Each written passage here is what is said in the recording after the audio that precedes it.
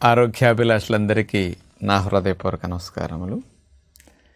Cycling చేయటం అనేది చాలా సులభమైన మంచి వ్యాయామం అని చెప్పొచ్చు.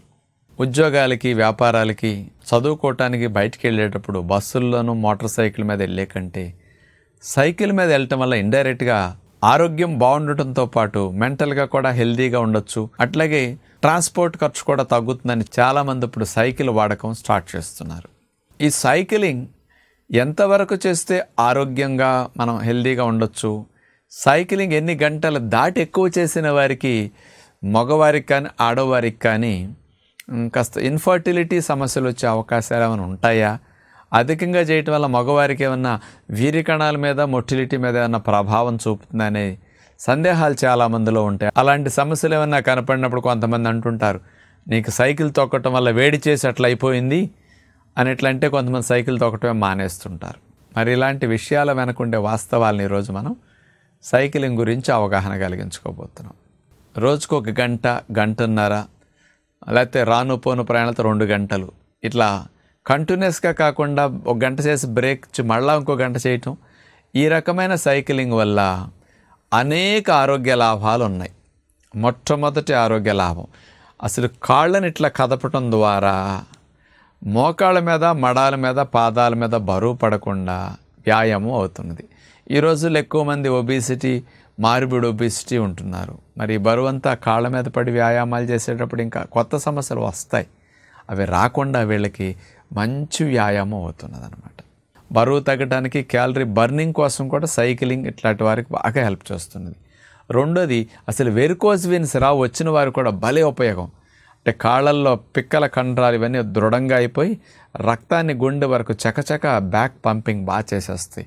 అందుకని రక్తనాళాలు ఉబ్బటం, రక్తనాళాల పోట్లు, మంటలు ఇట్లాంటివి రాకుండా బాగా ఉపయోగపడుతుంది. అందుకని స్త్రీలకు పర్టికులర్గా సైకిల్ చాలా మంచిదని చెప్పొచ్చు.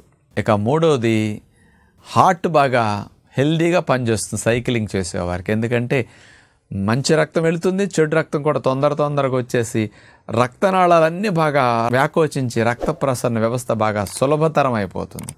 అందుకని హార్ట్ బ్లడ్ వెజల్స్ డైలేట్ అయినప్పుడు చాలా సులభంగా పంప్ చేయగలుగుతుంది. సైక్లింగ్ చేసేవారికి రక్తనాళాలు బాగా వ్యాకోచించి గుండెకు ఈజీ చేసేస్తున్నాయి అన్నమాట. సైక్లింగ్ చేయటం వల్ల ఇన్సులిన్ రెసిస్టెన్స్ తగ్గి, ముఖ్యంగా పీసీఓడి సమస్యలు కానీ అట్లాగే డయాబెటీస్ కానీ రాకుండా ఉంటున్నది. ఇన్సులిన్ రెసిస్టెన్స్ని తగ్గించి ఇన్సులిన్ సెన్సిటివిటీని సైకిల్ పెంచుతున్నది కూడా నిరూపించింది అన్నమాట పరిశోధన. సైక్లింగ్ వ్యాయామం చేయటం ద్వారా ఆడవారికి ఈస్ట్రోజన్ హార్మోన్ ప్రొడక్షన్ పెరగటం, మగవారికి టెస్టోస్టిరోన్ హార్మోన్ ప్రొడక్షన్ పెరగటం చాలా బాగా జరుగుతున్నదట. అందుకని ఇది స్త్రీ పురుషులకి వారి హార్మోన్స్ వారిలో బాగా డెవలప్ అవడానికి సైక్లింగ్ అద్భుతంగా ఉపయోగపడుతుంది. డీటాక్సిఫికేషన్, చెమటలో పడతాయి కాబట్టి బాడీలో వ్యర్థాలన్నీ బాగా వెళ్ళిపోవటానికి బాగా ఉపయోగపడుతుంది. ఇవన్నీ సైక్లింగ్ చేయటం వల్ల లాభాలు. కానీ మగవారు ఆడవారితో పోలిస్తే మగవారు రోజుకి 4-5 గంటలు సైక్లింగ్ చేయటం వల్ల కొన్ని ఇబ్బందులు ఎక్కువ ఎదురవుతాయని సైంటిఫిక్గా రుజువు అవుతుంది కూడా.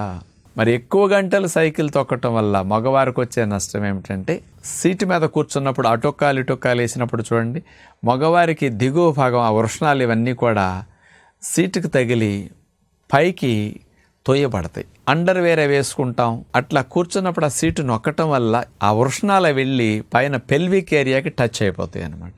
మామూలుగా వృషణాలు అనేవి ఎప్పుడు అట్లా పై భాగానికి అంటుకుని ఉండకూడదండి. యాక్చువల్గా కొంచెం టెంపరేచర్ అడ్జస్ట్మెంట్ కోసం వేడెక్కువైతే వృషణాలు కిందకి వేలాడుతూ ఉంటాయి, చల్లదనం ఉంటే వేడి కోసం పైకి వెళ్ళి అంటుకుపోతాయి. ఈ మూమెంట్ వాటికి ఫ్రీగా ఉండాలి. అలా మూమెంట్ లేకుండా అరెస్ట్ అయినట్టు అవుతుంది సైకిల్ మీద కూర్చున్నప్పుడు. పైగా టైట్ డ్రాయర్స్తో ఒక ఎఫెక్ట్ అయితే, సైకిల్ సీట్ వెళ్ళి నొక్కేయటం వల్ల ఎప్పుడు పైన ఉండే పెల్విక్ ఏరియాకి అంటి పెట్టేస్తుంది. ఆ పెల్విక్ ఏరియాకి ఉండే హీట్ అనేది ఈ వృషణాలకు ఎక్కువ అవుతుంది అనమాట. ఆ వృషణాల వేడి ఎక్కువ అవటం వల్ల స్పామ్ కౌంట్కి, ప్రొడక్షన్కి, అట్లాగే స్పామ్ ప్రొడ్యూస్ చేసే లేడిగ్ సెల్స్ ఇవన్నీ కూడా ఆ హీట్ ఎక్కువ ఉన్నప్పుడు ప్రొడ్యూస్ చేయలేవట. అందుకని స్పామ్ క్వాంటిటీ, స్పామ్ క్వాలిటీ ఈ రెండు కూడా ఎఫెక్ట్ అవ్వటానికి కూడా కొంత అవకాశం ఉంది. వాటి ప్రభావం కొంత తగ్గుతున్నది అని కూడా సైంటిఫిక్గా ఉంది.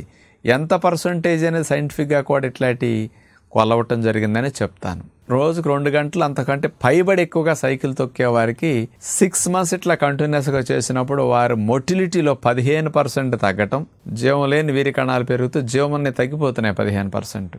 అట్లాగే స్పామ్ కౌంట్ 5% తగ్గటం కూడా వీళ్ళు గమనించారు. దానికి రీజన్ చూస్తే ఈ వృషణాలు ఎక్కువ హీట్కి గురవటం కారణం.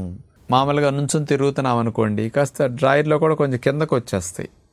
అలాంటప్పుడు ఆ హీట్ తగ్గుతుంది కాబట్టి టెంపరేచర్ అడ్జస్ట్మెంట్కి అది మంచి అవకాశం అన్నమాట. దీనివల్ల ఇట్లాంటి ప్రభావం ఉంటుందని తెలిసింది. ఈ పరిశోధన 4261 మంది మీద 2011 సంవత్సరంలో బోస్టన్ యూనివర్సిటీ USA వారు ఈ పరిశోధన చేశారు. ఇట్లా 2-3 గంటల కంటే ఎక్కువ తొక్కే వారిని తొక్కని వారితో కంపేర్ చేసి చూసినప్పుడు ఈ డిఫరెన్స్ స్పష్టంగా కనపడింది అనేది వాళ్ళ పరిశోధనలో రుజువైందనమాట.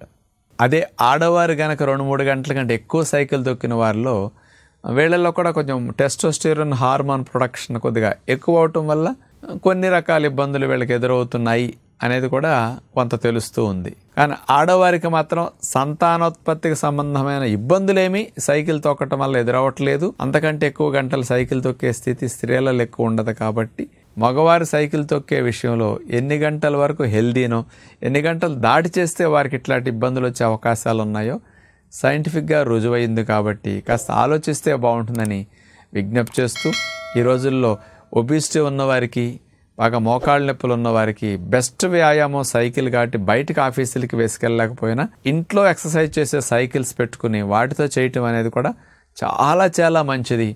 అలాంటి వారు బద్దకించకుండా రెగ్యులర్గా ఏ టీవీ చూస్తున్నాం, ఇంకేదైనా పిల్లలతో పాపలతో మాట్లాడుకుంటూనో సైకిల్ తొక్కటం అనేది ఒక బెస్ట్ వ్యాయామంగా ఉపయోగించుకుంటే బాగుంటుందని విజ్ఞప్తి చేస్తూ నమస్కారం.